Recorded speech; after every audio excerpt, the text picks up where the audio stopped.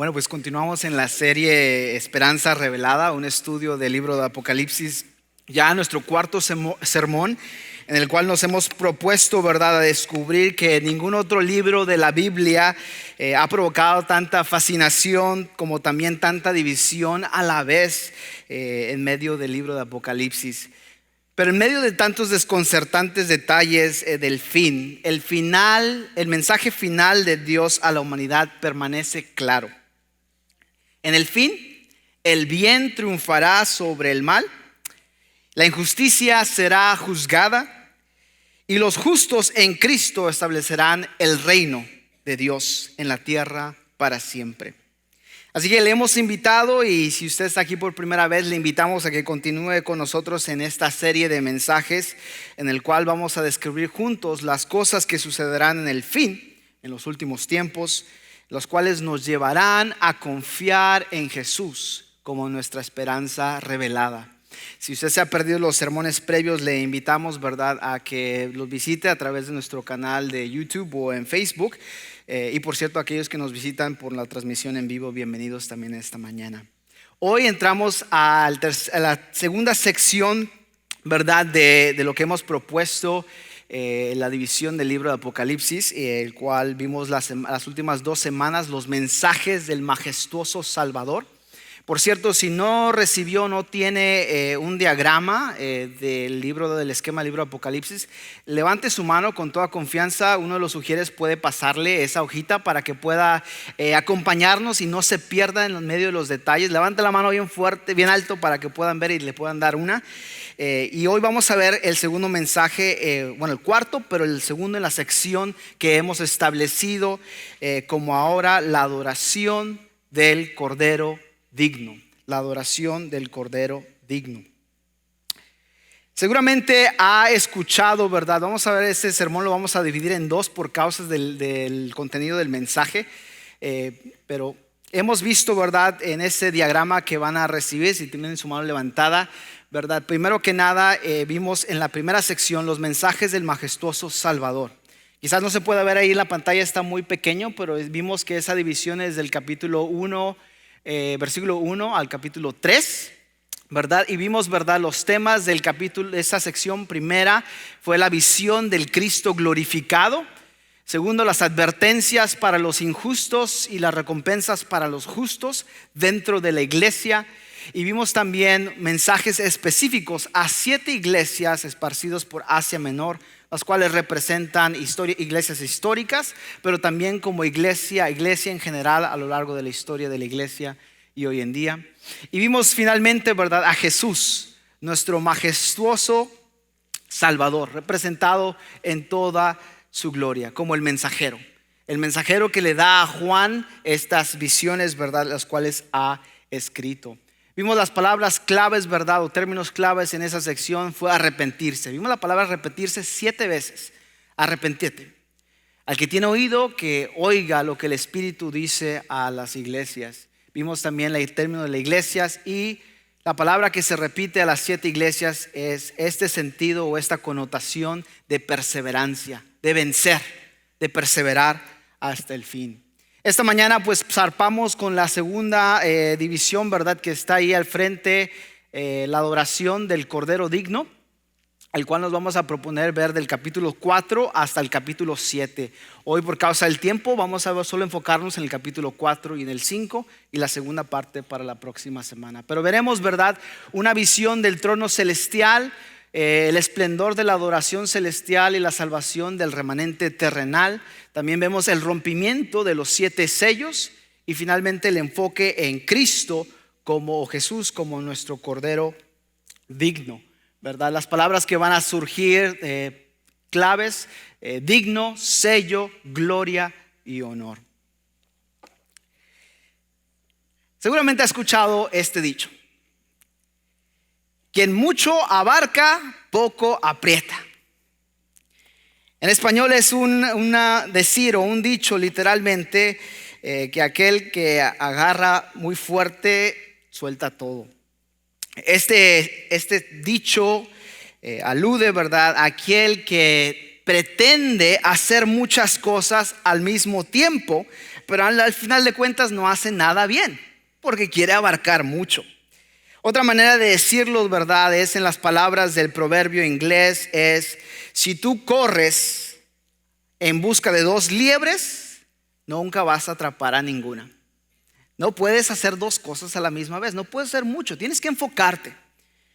Esta oración o este dicho, ¿verdad?, se relaciona con la ambición y la concentración en el cual excede nuestra capacidad de poder hacer algo.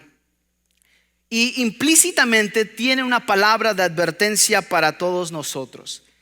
Es mejor enfocarte en un número mínimo de objetivos, los cuales son manejables, los cuales son alcanzables, para que entonces tú puedas darle la atención requerida y no tratar de hacer muchas cosas y al final de cuentas no hacer nada, porque no puedes otorgarle la atención apropiada.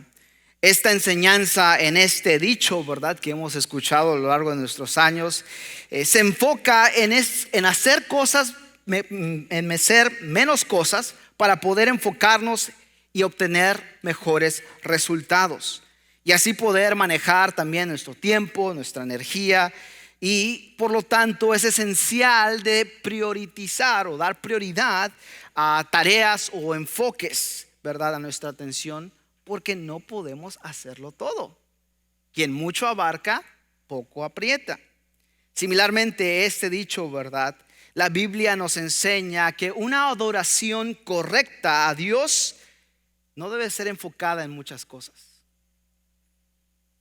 De hecho, debe ser solamente enfocada verticalmente en Dios y solamente en Dios. Aquel que admira mucho, adora poco. Esa es la idea principal de esta mañana del sermón. Aquel quien admira mucho, poco adora. Similarmente, aquel como que simplemente abarca mucho, poco aprieta. La realidad es que en nuestra adoración nos enfocamos en muchas cosas. Las luces. Nosotros no tenemos humo, pero si tuviéramos humo. El tipo de canción que canta el líder de alabanza, en lo que la hermana está vestida aquí al frente, o quizás allá en las sillas, ¿verdad?, cómo huele el hermano o la hermana, ¿verdad? Si se bañó o no, todos aquí se bañan, ¿verdad? Pero la realidad es que muchos de nosotros nos enfocamos en muchas otras cosas, especialmente el domingo en la mañana, al cual es el enfoque de venir a adorar a Dios como el pueblo de Dios. Y el peligro está que nos olvidamos de la cosa principal, de la razón por la cual nos reunimos como pueblo de Dios, el cual es el trino Dios, el Dios trinitario. Muchos de nosotros en el siglo XXI realmente no tenemos ni idea, ni papa, qué es la adoración verdaderamente. Preguntamos, ¿la adoración significa que debo levantar mis manos cuando canto y oro, como unos cristianos lo hacen? O quizás la adoración significa que tengo que cerrar mis ojos y tratar de ver algo, una visión celestial o algo por el estilo. O quizás me distraiga con algo terrenal. Quizás se pregunte, la adoración quizás significa que tenga estos sentimientos, ¿verdad? Así como de mariposas, ¿verdad?, adentro, exásticos, en algo supernatural quizás. Mi preocupación principal es que tendemos a jugar a la iglesita. Hemos escuchado un sermón ya sobre esto. Si van a nuestra librería de archivos, nuestro hermano César predicó sobre este tema, sobre jugar a la iglesita. Y hemos visto en la primera serie de sermón, los primeros mensajes, el mensaje majestuoso de Jesús, cómo la importancia de quiénes somos, nuestra identidad dicta lo que hacemos. Porque si no, lo que hacemos entonces puede dictar nuestra identidad. Y eso funciona para otras cosas, pero para la esencia de ser cristiano, no. Podemos jugar a ser cristianos, pero eso no nos hace un cristiano. Solo una relación de sujeción a Cristo nos hace cristianos. Y mi preocupación entonces es de que por causa de la cultura, por causa de la costumbre, venimos a la iglesia, jugamos a la iglesia y por lo tanto aprendemos a cómo vestirnos, a cómo sentarnos, a cómo mirarnos cuando venimos a la iglesia, incluso hasta aprendernos las canciones que cantan en la iglesia. Y nos enfocamos, ¿verdad? Estoy maravillado en ti. O quizás pensamos, ¿verdad? Al estar diciendo eso, ¿por qué seleccionó ese vestido? ¿O por qué seleccionó esa camisa? Está bien fea en él. O quizás, ¿verdad? Mientras cantamos, tú reinas para siempre y tú me sostienes. Quizás pensamos detrás de nuestra mente, dejé mis luces encendidas en el estacionamiento. No sé. O apagué la olla de frijoles antes de venirme acá. Podemos hacer eso y muchas otras cosas, e incluso no cambian nuestras expresiones al adorar. Hermano, hermana, amigo, amiga, eso no es adoración. Eso es jugar a la iglesia. Ponerlo en simples términos, la adoración es ascribir o atribuir valor a algo o a alguien. Atribuir valor. Y por lo tanto atribuimos valor, honor y devoción a nuestro objeto de adoración. En nuestro caso, una adoración genuina demanda que esa persona a quien atribuimos valor, honor y devoción es a Dios. Y por lo tanto, toda nuestra atención, todo nuestro afecto, toda nuestra adoración es hacia Él. Esa es la joya perdida de la iglesia moderna. Porque adoramos a Dios tratando de atribuirle valor por lo que cantamos, por lo que vestimos o por lo que vemos, por lo que escuchamos. Y déjeme decirle, Él es digno o Él tiene supremo valor solamente porque Él es Dios. Y por lo tanto Él es sujeto de nuestra adoración y nuestro objeto de también nuestra alabanza. El peligro está que nos podemos perder en nuestro enfoque en las cosas horizontales. A mi hermano, hermana a un lado, a mi amigo, amiga a un lado, o lo que está sucediendo alrededor de mí. Y nos perdemos entonces en el enfoque que debe de ser vertical. No horizontal, sino vertical hacia Dios y en Dios solamente centrado. Se ha vuelto algo muy común que los cristianos rinden o dejan cosas o lo dejan todo por el trabajo, pero no sacrifican nada al adorar a aquel quien dio su vida para salvar la suya. Esta mañana pregúntese conmigo al escuchar este sermón: ¿qué es la adoración para usted? ¿Qué es la adoración para usted? ¿O cómo la Biblia describe la adoración para usted? Porque quizás tengamos una visión o una perspectiva de la adoración muy errónea de lo que presenta la Escritura. Quien mucho admira, poco adora.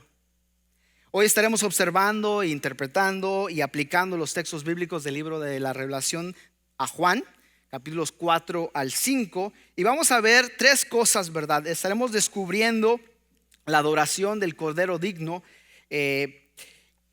viendo estas tres cosas. De pie ante el asombroso trono de Dios, digno es el Cordero. Y finalmente, no te enfoques en lo horizontal, sino en lo vertical. No te enfoques en lo horizontal, sino en lo vertical.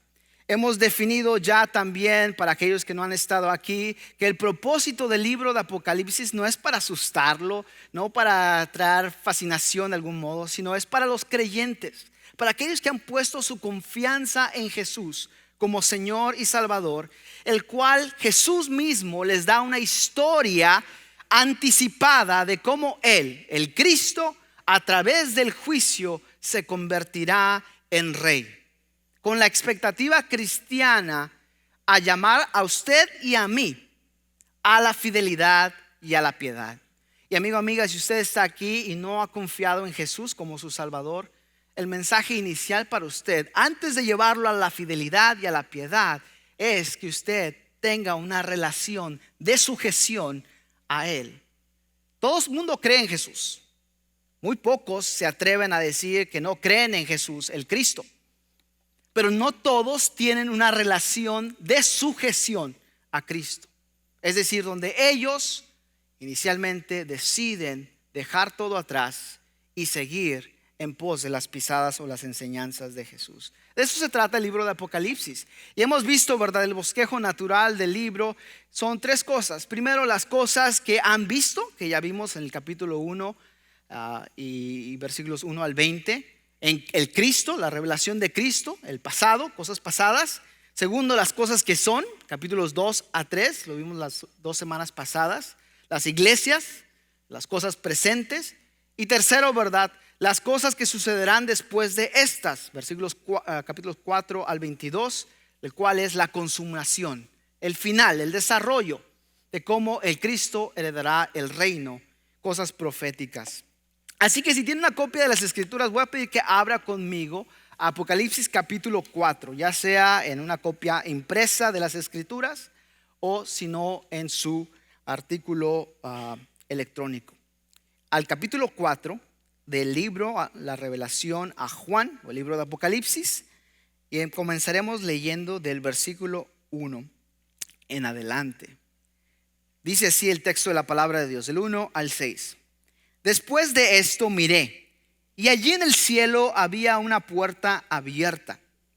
Y la voz del que me había hablado antes, con sonido como de trompeta, me dijo: sube acá, voy a mostrarte lo que tiene que suceder después de esto. Al instante vino sobre mí el Espíritu, y vi un trono en el cielo, y a alguien sentado en el trono. Versículo 3, y estoy leyendo la Nueva Versión Internacional, por si se está preguntando. El que estaba sentado tenía un aspecto semejante a una piedra de jaspe y de coralina. Alrededor del trono había un arco iris que se asemejaba a una esmeralda. Rodeaban al trono otros 24 tronos, en los que estaban sentados 24 ancianos vestidos de blanco y con una corona de oro en la cabeza. Del trono salían relámpagos, estruendos y truenos. Delante del trono ardían 7 antorchas de fuego, que son los 7 espíritus de Dios. Y había algo parecido a un mar de vidrio, como de cristal transparente. En el centro, alrededor del trono, había 4 seres vivientes cubiertos de ojos por delante y por detrás. Palabra de Dios. En esta sección del texto que acabamos de leer, vemos al apóstol Juan abruptamente raptado en el espíritu hacia el mismo trono del trono celestial en el cielo, o el cuarto, el salón del trono en el cielo, como vimos. Vimos ahí también que allí él da testimonio de la adoración de Dios el Padre y Dios el Hijo, el Cordero de Dios. Se le atribuye este título, el Cordero de Dios, el cual es digno de revelar los eventos futuros a través de una ceremonia que vamos a ver, la primera parte hoy, de este rollo con 7 sellos sobre él. El capítulo 4 comienza con 2 palabras griegas importantes: metatauta. Repita conmigo: metatauta. Muy bien, ya sabe griego, muy bien. Que significa literalmente después de estas cosas. Después de estas cosas, vemos ahí en el versículo 1, al final le dice la voz que le habló anteriormente con sonido de trompeta: sube acá, voy a mostrarte lo que tiene que suceder después de esto. Ahora, como buen estudiante bíblico, ¿verdad? Al observar, decir, ¿después de qué? Bueno, es interesante que del capítulo 1 al 3 se habla sobre la iglesia, pero después del capítulo 3 nunca jamás se vuelve a hablar con el término eclesía o iglesia. Se puede rascar por qué. Hay un significado. ¿Cuál es? Bueno, hay mucha especulación en medio de ello, porque el texto no los dice, pero al menos es una pista basada en el texto que Juan ya no menciona a la iglesia después de estas cosas. Y el Señor Jesucristo le dice a Juan: escribe lo que va a suceder después de estas cosas.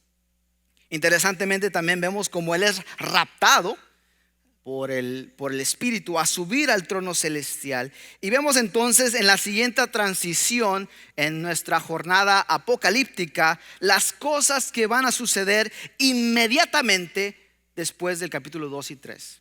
Mire, podemos aquí argumentar, la próxima semana vamos a hablar un poquito más a detalle, si habla del rapto aquí o no, si usted cree en el rapto o no. El punto es que de Apocalipsis 4 en adelante va a suceder después de lo que vio Juan en el capítulo 2 y 3. Y marca esa pauta, esa diferencia clara.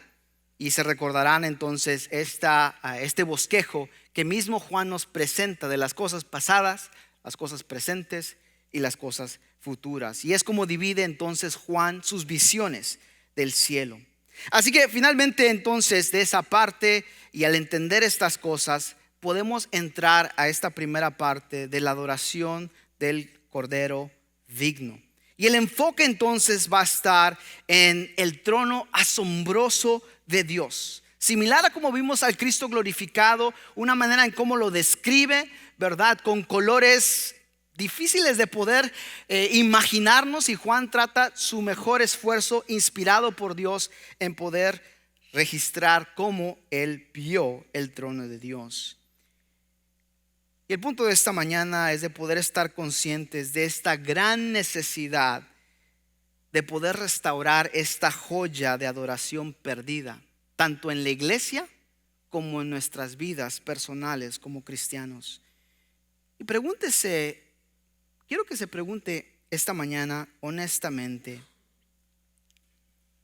cuando usted viene un domingo en la mañana como hoy, ¿está más preocupado al estilo de predicación del pastor que con aquel quien está predicándole? ¿O está usted más preocupado con cómo el líder de alabanza canta esas estrofas de la canción o de la adoración, en lugar de preocuparse del que está escuchando su adoración? O quizás sus pensamientos empiezan a divagar en lugar de asombrarse de aquel que está en el trono celestial.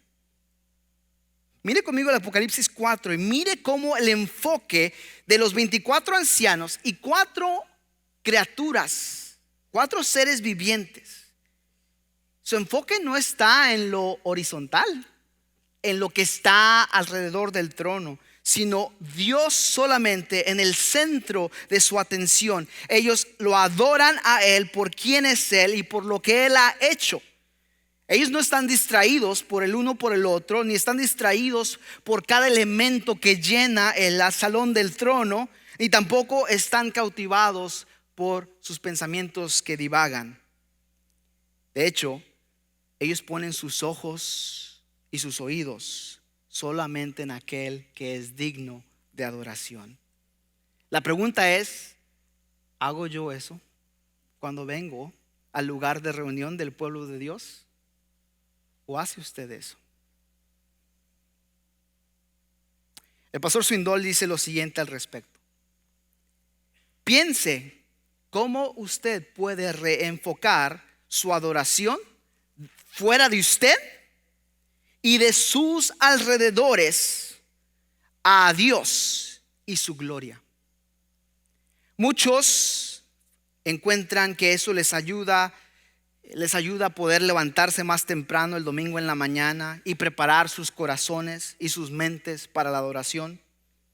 Quizás durante la adoración usted tenga que acercarse más al frente para no mirar a sus vecinos.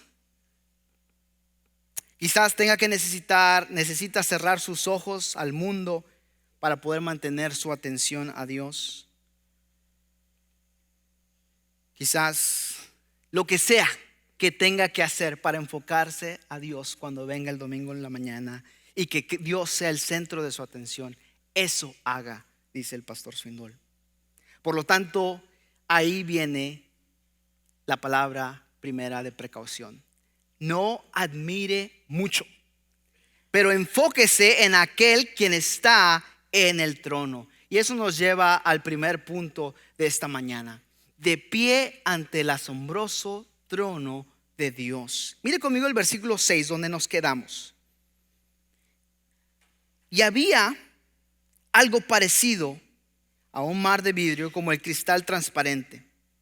Subraya esta siguiente frase: en el centro, es decir, en el centro, en el área donde estaba el trono, alrededor del trono había 4 seres vivientes, cubiertos de ojos por delante y por detrás. Usted puede decir, wow, qué miedo, es un retrato espeluznante o de terror. Simplemente el hecho es de que esta criatura tiene muchos ojos y ve bastante.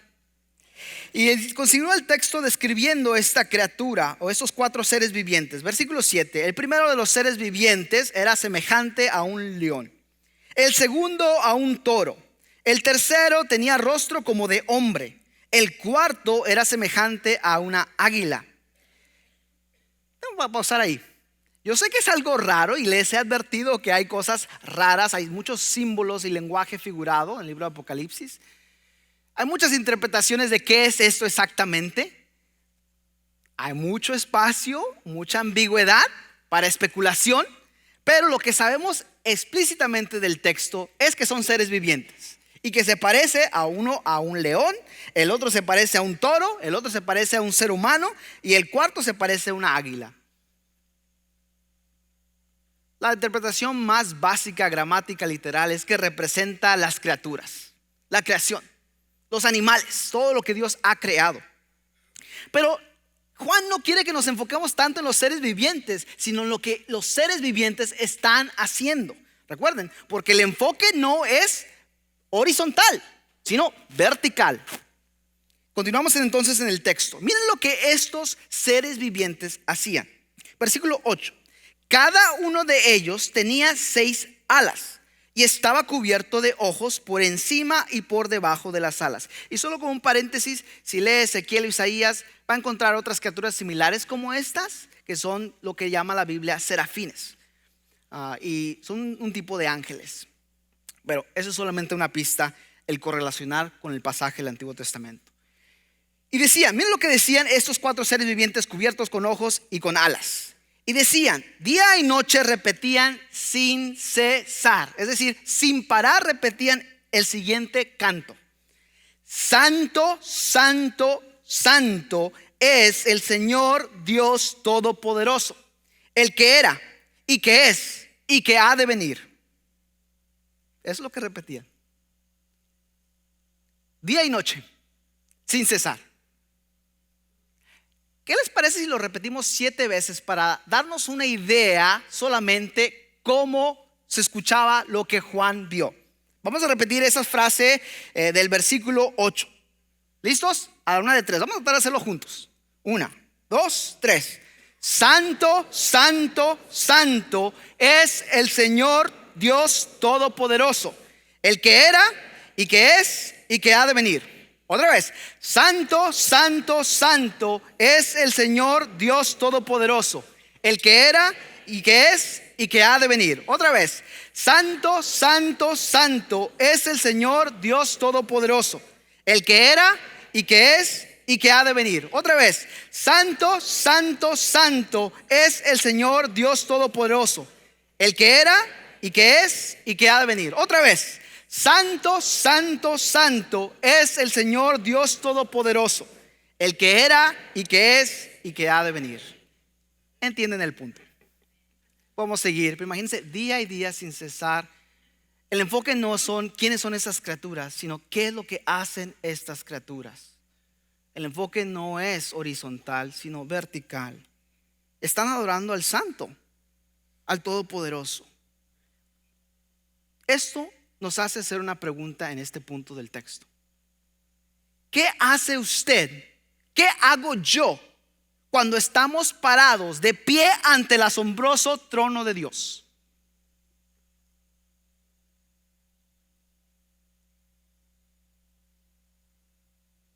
Yo no sé qué hace usted. Yo solo sé qué yo hago. Y me temo que no todas las veces mi respuesta es como estas criaturas. Ellos día y noche no paran. Santo, santo, santo es el Señor Dios Todopoderoso, el que era y que es y que ha de venir. Versículo 9.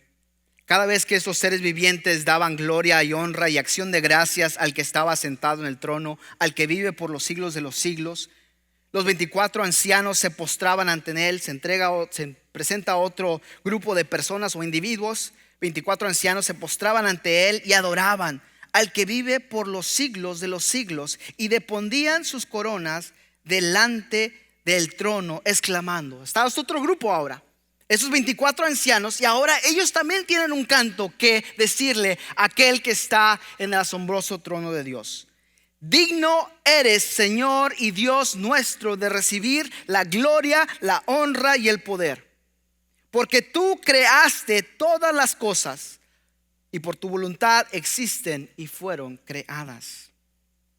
Eso es como ellos responden. Nuevamente le pregunto a usted esta mañana: ¿cómo responde usted cuando viene ante al asombroso trono de Dios? No necesariamente aquí el domingo en la mañana. Ese es el lugar designado que separamos en nuestra semana para venir ante Dios. Pero cuando usted va en su cuarto a solas, cuando usted se encuentra con Dios, ¿cómo usted responde inicialmente a Él? Después de luchar con las palabras indescriptibles que Juan nos trata de enseñar aquí, nos pone nuestra atención en el centro y a otros en el cuarto del trono. Juan describe, ¿verdad?, a esos 24 ancianos. No nos dice el texto que son. Hay muchas interpretaciones. ¿Quiénes son estos 24 ancianos? Uno dice son los 12 tribus de Israel, los patriarcas, y los otros 12, que son 24, son los 12 apóstoles. No sabemos, hay mucha variación en interpretación, ¿verdad? Lo que sí sabemos que el texto nos dice es que estos 24 ancianos están vestidos de ropas blancas con coronas de oro de victoria en sus cabezas. Es lo que nos dice el versículo 4. Eruditos bíblicos han producido al menos 13 perspectivas, 13 distintas opiniones sobre quiénes son estos 24 ancianos. No vamos a definirlas porque el propósito del sermón no es de definir quiénes son esos 24 ancianos, ¿verdad? Confórmese con observar. Le advertí al principio de la serie que mucho en Apocalipsis debemos conformarnos simplemente en observar, porque si Juan no dice quiénes son, pues quiénes somos usted y yo para decir quiénes son. No podemos estar seguros de quiénes son esos ancianos. Son símbolos, pero sabemos que son personas reales, porque un símbolo refleja algo real, algo tangible. Cualquiera que sean estos seres representativos de un grupo mayor o de un orden futuro, quizás que está solamente en el cielo, no sabemos. Juan nunca claramente identifica quiénes son esos ancianos. Y personalmente yo lo entiendo que son simplemente un número seleccionado de redimidos. Miren la camisa, ¿ven? Redimido. No la pusimos hoy los pastores porque en la iglesia general hubo bautismos, y el bautismo es una señal externa de haber sido redimido por el poder de Cristo. Pero yo creo en lo personal que simplemente una perspectiva buena en medio sería que es un grupo redimido, cualquiera que sea, de donde sea este grupo, es un grupo redimido, quienes han sido escogidos para adorar y servir ante el trono de Dios. No sabemos a más detalle, así que no voy a decir más porque el texto no dice más. Pero estas preguntas son ciertamente, no las contesta el texto. Y como si usted asiste a la clase del 203 a las 9 de la mañana, muchas veces la respuesta en el texto bíblico es que no hay suficiente información en el texto para contestar esa pregunta. Y eso es lo que sucede aquí en el texto. Así que debemos de conformarnos con ello. Yo les animo, que es sabio, a no especular mucho, no salirnos allá muy lejos de lo que dice el texto bíblico. Pero después de los ancianos, Juan voltea su atención ahora a Dios el Padre.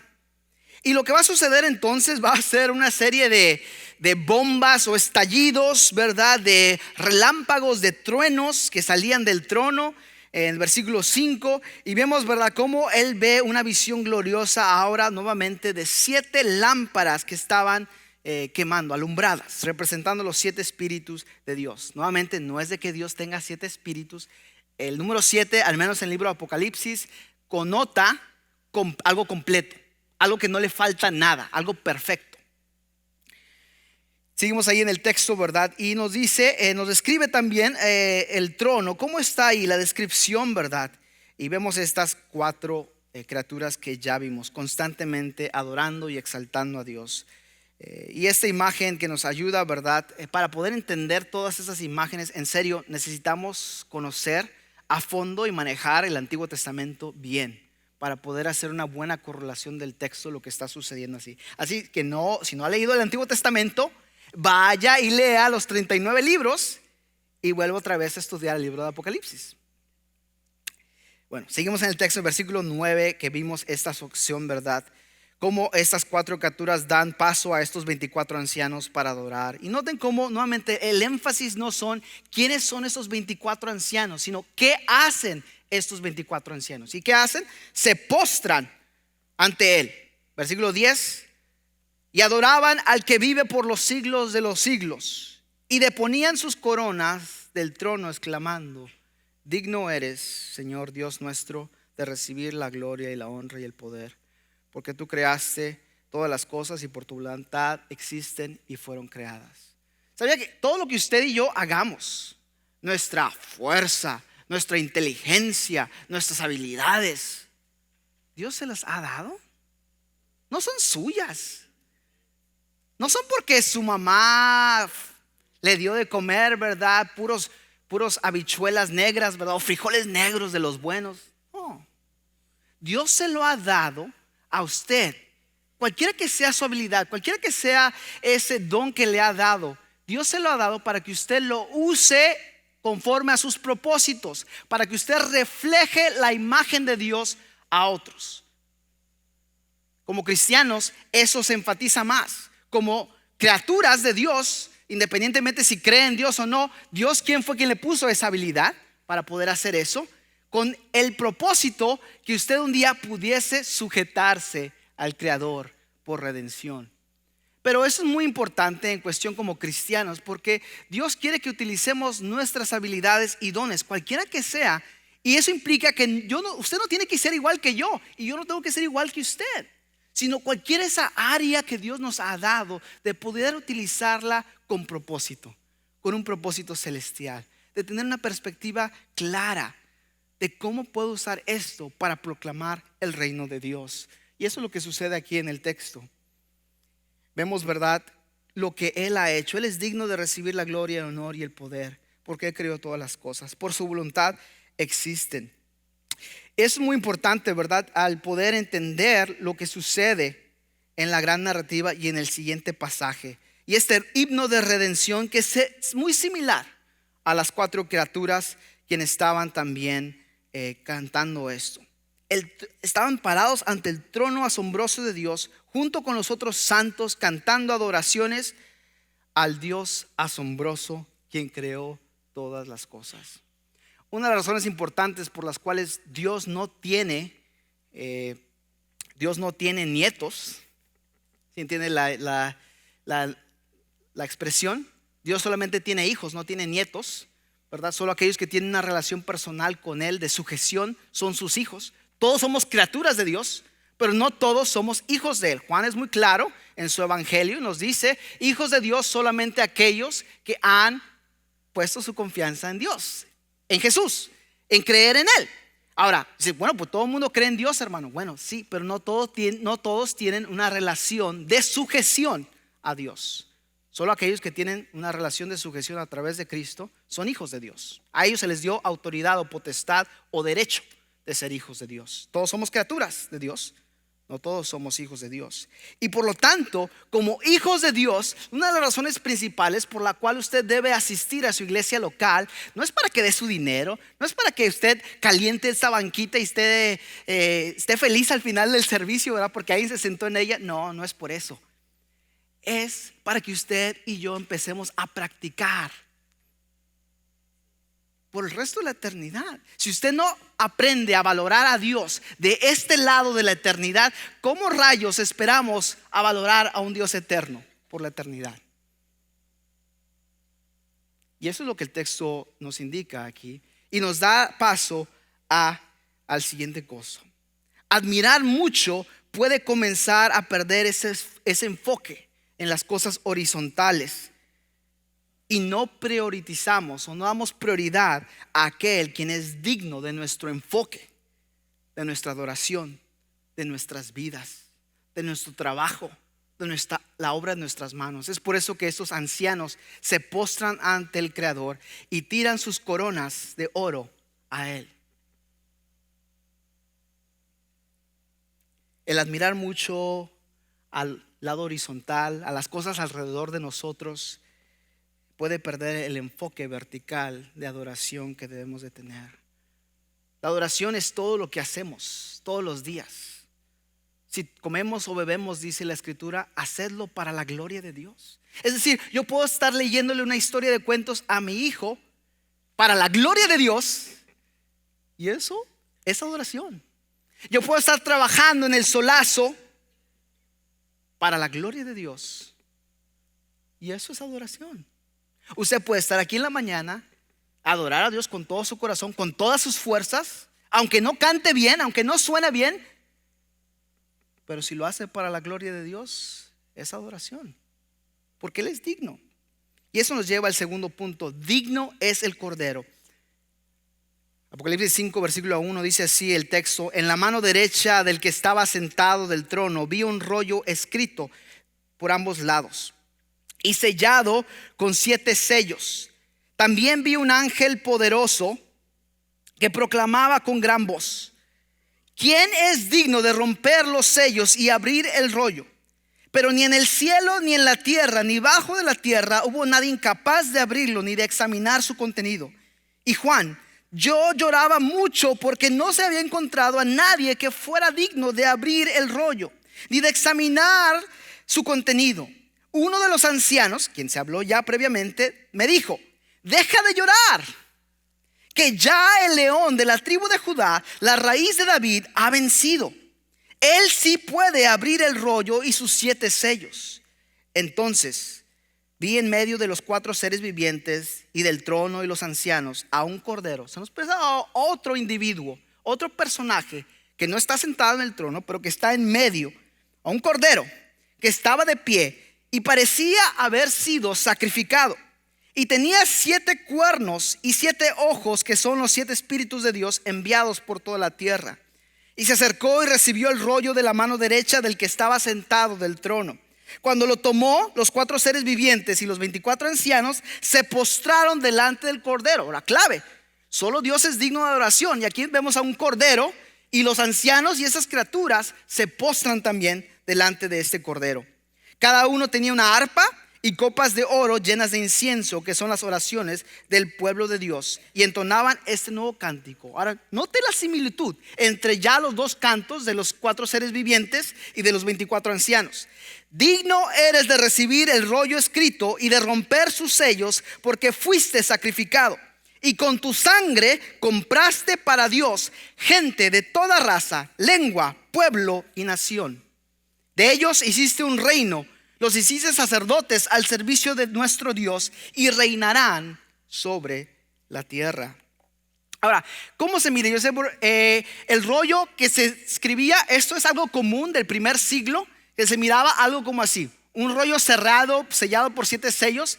Probablemente era un documento legal de herencia, como nosotros, usted y yo lo conocemos como un testamento, ¿verdad? Una herencia que se deja a la siguiente generación. Y encontramos que esta descripción en esos capítulos de la Biblia habla que esta herencia, y sabemos que el propósito del libro de Apocalipsis es de cómo el Cristo, el Rey de Dios, va a heredar las naciones, va a heredar la tierra. ¿Y cómo? A través del juicio.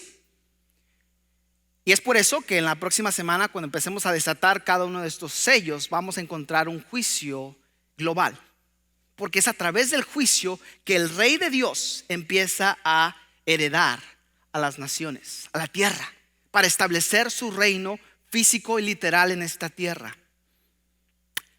Y eso nos lleva a la primera cosa, y el cual es cuando Cristo vino por primera vez, el Cordero de Dios. Juan nos dice quién es el Cordero de Dios, que viene y quitó el pecado del mundo, sacrificó, es Jesús. Él vino para cumplir como el siervo de Dios. Cuando miren a Jesús, debemos entender que Él es Dios, 100% Dios, Y Él es 100% hombre, ¿verdad? ¿Me explico? Pero a la misma vez tenemos que entender de esa misma manera que de un lado Jesús es el siervo de Dios, obediente, a diferencia de nosotros, a diferencia de cualquier israelita. Y del otro lado también es el rey de Dios. Pero cuando Jesús vino en su primera venida, Él no vino a reinar. De hecho, los apóstoles y los demás israelitas se sintieron defraudados porque Él no vino a reinar. No vino con pompa, no vino con sus ejércitos o con un caballo blanco, sino se sentó en un pollino a entrar a la ciudad del rey, en un burro. Los burros no son usados para guerra, pero Él vino en un burro porque vino a servir, vino a ser sacrificado. Pero un día, de acuerdo a Apocalipsis, Él regresará a reinar como rey y a heredar la tierra por causa del juicio. Vemos ahí en la segunda parte del texto, en el versículo 13. Voy a terminar el versículo 12. El canto que cantaban con todas sus fuerzas. Me salté, perdón. Versículo 11. Y luego miré y oí la voz de muchos ángeles. Ahora se unen ángeles. Entonces vemos 4 seres vivientes, luego 24 ancianos, y ahora se une a ellos también ángeles. Muchos ángeles que estaban alrededor del trono, de los seres vivientes y de los ancianos. El número de los ángeles eran millares de millares y millones de millones. Y cantaban con todas sus fuerzas: digno es el Cordero que ha sido sacrificado de recibir el poder, la riqueza, la sabiduría, la fortaleza y la honra y la gloria y la alabanza. Y oía a cuanta criatura hay en el cielo y en la tierra y debajo de la tierra y en el mar, y a todas los en la creación que cantaban. Se une otro cuarto grupo.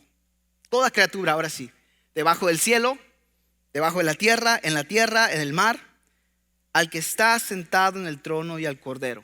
A los dos, a Dios el Padre y a Dios el Hijo, que está al lado del Padre, sean la alabanza y la honra y la gloria y el poder por los siglos de los siglos.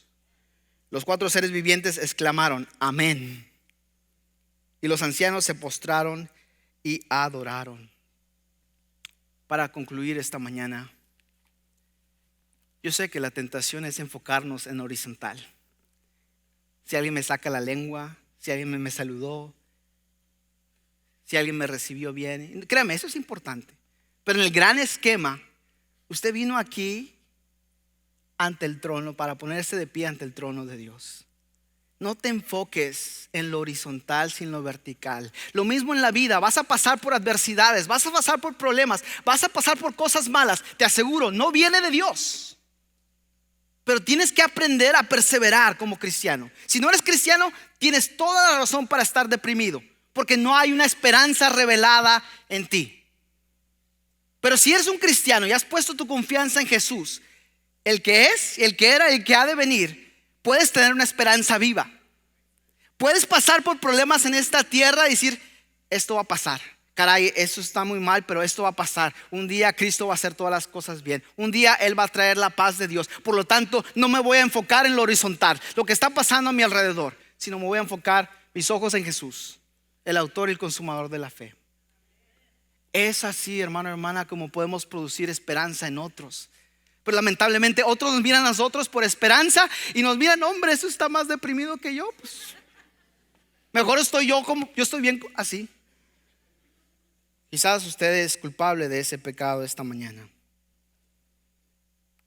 Note el orden de adoración desde el trono de Dios. Note eso.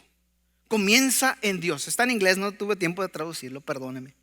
Pero está el centro Dios, están los querubines, están los 24 ancianos, están ángeles innumerables, y luego después están todas las criaturas en todo lugar. Eso es lo que describe el capítulo 5 de Apocalipsis. Quien mucho admira, poco adora. Así que no admire a su alrededor. Admire solamente a uno, al vertical. Y así va a adorar mucho. Pero si quien mucho admira, poco adora. ¿Cómo aplicamos esto para terminar? Adore en lo vertical. Es decir, enfócate en Dios y solamente en Dios. La tentación es que mirar alrededor. ¿Qué está pasando a mi alrededor? En lo horizontal. No caiga en esa trampa. Segundo, encuentra el camino a través del Cordero digno. Es decir, a través de Dios. Dios le está dando aquí una historia anticipada para que usted pueda anticipar su destino. No pierdan su dinero en ir a que le lean la mano, le lean esto. No saben ellos. Están adivinando. Y si es correcto, no es producto de Dios, es del otro bando.